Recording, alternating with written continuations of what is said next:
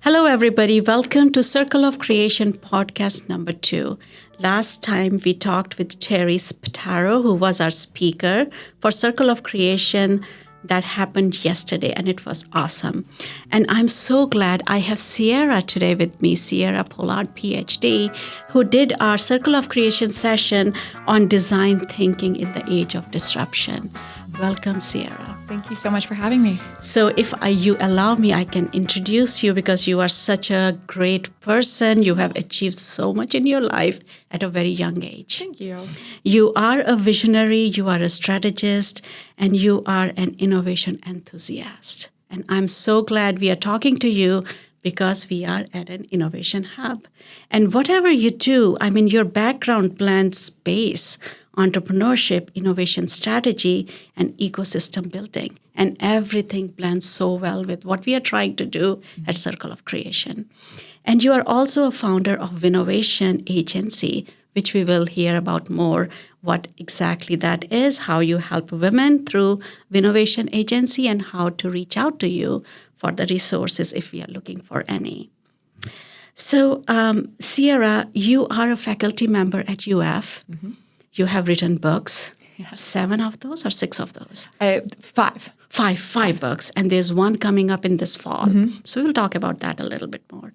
But can you please shine on your journey from where you started, how you got interested in space economy, teaching, writing, innovation, entrepreneurship, ecosystem building, connecting people, and where you are at your career right now? Yeah, I think, it starts with my parents, hands down. My dad is an entrepreneur in sports, and my mom was a business executive. Her background and passion has always been aviation and aerospace, so that definitely influenced a lot of my passions growing up. And then after I went to undergrad at the University of Florida, after I graduated, I went into corporate. And while I loved the company I worked for, corporate style just wasn't really settling with me. And so I started my very first business, fell in love with entrepreneurship, the flexibility, the collaborations, ended up going to grad school to really enhance that. I got a degree in product innovation. Yes. And then I started a whole bunch of series of other businesses and really kind of exploring what it means to be an entrepreneur. When COVID hit, I actually got a phone call from the University of Florida asking if I'd be interested in teaching. And while it was not my original dream, the first class that I taught, I just was head over heels with how exciting and enthusiastic every student was to learn. And so that really kind of started the snowball effect of getting into collaborating more and communicating more. And I founded the Vinnovation Agency, and then I started writing textbooks to help students to kind of further identify, the creative aspect of design thinking. Wow, that's so impressive. Thank you. So how old were you when you first started writing a textbook?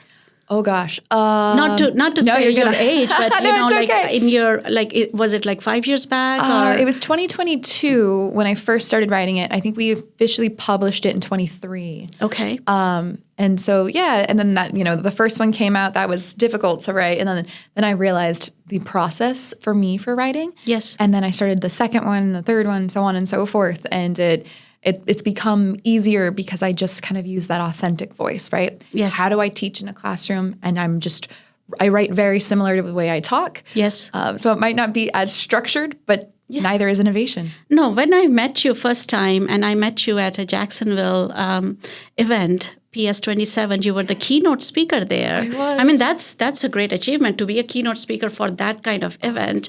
And then we met after that, and we talked about our Circle of Creation, and you were just sold on what we are trying to do at Circle of Creation, because that really vibes with you. The vibe of Circle of Creation is very much how you teach students. Mm-hmm. You have an interactive relationship, and the lesson plan really includes an interactive activity. Absolutely. I have seen your pictures. You are so enthusiastic. You are standing on a desk, and you're Always. So, so that really connects with you with the student, that energy. So thanks for doing that for our students. Thank you for bringing me into Circle Creation too, because I mean, I align so closely with the mission that you all have. And I think it's such a valuable message to not just women entrepreneurs, but to entrepreneurs everywhere. But this community that you guys have created is phenomenal. Thank you so much. Thanks a lot. So the best experience or the benefit that I've seen of creating Link is meeting people like you. Yes. They just come into our journey, become part of our journey, and it's so fruitful, and we can spread that word around and, ecosystem building. Exactly. So thanks for doing that. Thanks for being with us. I would like to talk to you about, because we are talking about disruption, what exactly disruptive space economy means for you. Yeah. So I think when we break down the word disruption first is disruption and innovation tend to be such buzzwords that people kind of lose focus. But the original idea is that we're bringing in multiple perspectives, people with completely different educational backgrounds, different life backgrounds, and we're being able to problem solve in a brand new way. And that's what disruption is. It's not following a 3-day step or 5-day step, but it's bringing in people that have completely different values and mindsets as yourself in order to actually create something new. So we stop falling in love with the solution and we start falling in love with the problem. And I think that's what disruption is. And when we look at space, and this is what I do for the space courses that I teach and write at UF, is that we're looking at an industry that is so vibrant. And even though it's not technically new, it is, because we actually have more accessible outreach to space tourism, and commercialized space industry right now is huge. So there's so much opportunity for people, and there's space, pun, but there's areas, right, that we can disrupt and start looking at things from a completely different angle. And that's just so exciting for me. Okay. So when we talk about disruption in the age like where we are right now, where technology is prominent right now, everything is geared towards what kind of tools and technologies we can use to really accomplish that project through collaboration, right? So what is the function of technology in space economy when we talk about disruption? I think the biggest thing is it's almost accessibility and communication building. We have more access to tech than we've ever really had before, especially if you were to look at AI specifically, right? But in today's world too, we have so many siloed companies and organizations that don't want to share or any open source information, especially in the space industry. So being able to bring students into a live problem statement, which is what I do. We bring industry partners in. We actually introduce our students with our live industry partners. And then we say, hey, here are tools and resources that they're actually using. Here's the technology pieces that these companies are actually using today. And let's make sure you know how to use it, right? We're not giving any previous information or data where everything is live and experiential. So they're getting that hands-on with technology today that they're able to kind of showcase, hey, this is our new perspective. This is where the disruption is for the current company. This is how we're training the upcoming workforce development. So it's really that collaborative asset that we might not have had access to previous. So collaboration through technology, probably, right? So at this point, I would really like to know about the book that is coming up in this fall. Please, and I would love to have you at Enter Circle, which is coming up in November. It's during our Global Entrepreneurship Week. So make sure you are here. Okay. It's right before Thanksgiving.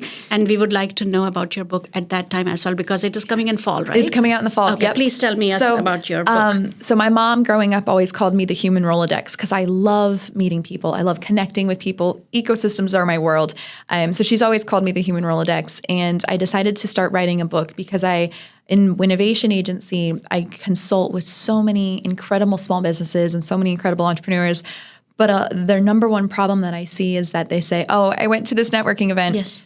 I gave my elevator pitch and then I went home. Yes. Or I have a great database or this or that. And so the idea is to take the next step. So the book is called The Human Rolodex. Okay, and awesome. It's all about being more than a database, that two-way relationship, communication, collaboration. How can I help you out? How can you help me out in terms of referral and creating that thick ecosystem? Yes. And I've been a part of so many different ecosystems. I just want to make sure that we're helping people continue. Yeah. Of course, yes. Thank you. So at this point, I think it's it's a good, if we can introduce Vinnovation Agency. Vinnovation, Vinnovation. And this is, you had founded it in what year? 2019. 2019. Yep. Okay. And it started in South Carolina? Yep. So it started in South Carolina. So I spent a lot of years in Hilton Head Island area. And the idea was that I wanted to create a consulting agency to continue working with businesses. But I also wanted a parent company to an organization I was trying to set up, which is now just turned 7 years old, but called Women of the Low Country.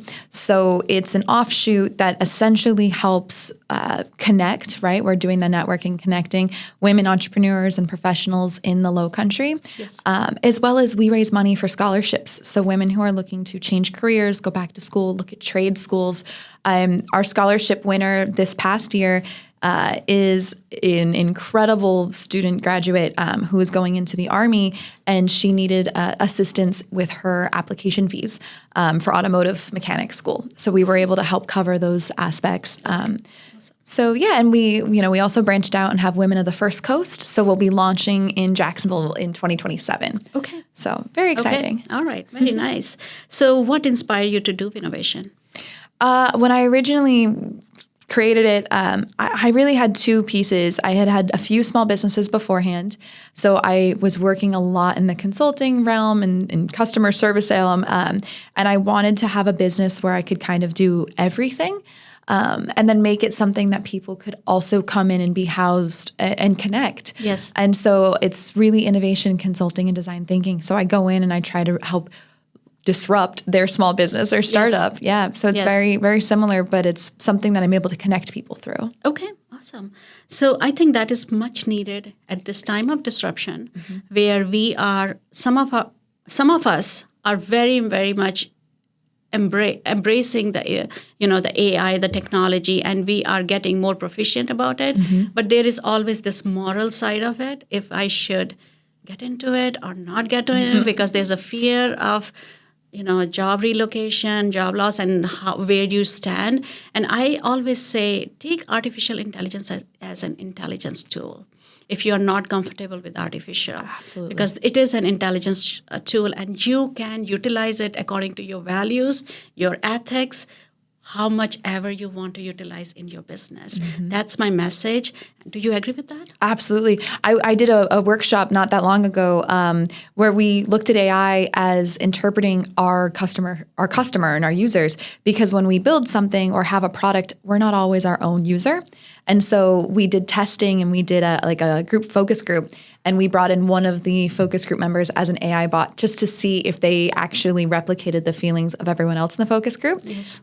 Using a pre-filtered, this is exactly what age you are, this is who you are. Yes. And it was phenomenal. It actually gave us really fantastic feedback on the product. Yes. So I couldn't agree more. It's Yes. such an asset and a tool. Yes. As long as you use it correctly. Yes, ethically, and how much ever you want to utilize it for. Don't overdo it, don't underdo it, but realize that it is important to really start understanding and have a conversation about it. Absolutely. So what are your hobbies? I in the morning, when you came into the link and you looked so fresh and so energetic, and I asked you, how do you do this? And you said you ran 8 miles this morning? I did, yeah. Oh, my goodness.